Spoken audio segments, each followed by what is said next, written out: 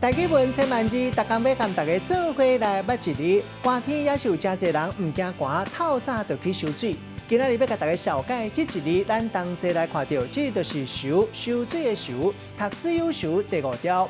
古早台语字典解说游本地意思，就是讲浮伫水面行，也就是骑游。有的字典直接解说游就是游泳，咱讲游水。另外鱼仔伫咧水底游，咱嘛会讲鱼仔咧游。像讲罗广中就一个出名的台语歌鱼仔，唱着看鱼仔咧游来游去。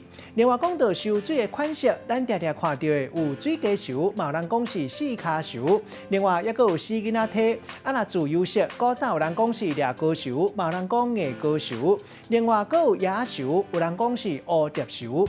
带大家做伙来小解这两个词。头一个读做木木游，字面的意思是讲一个人伫咧水底游水，煞浮咧沉咧，伫咧滚浪。那字句的意思是讲一个人拄着困难，煞找无人来帮助。第二个词读做拍蹦游，意思是讲囡仔咧耍水或者是游水的时喷出来水花。咱用一句话来举例，甲这两个词合做伙。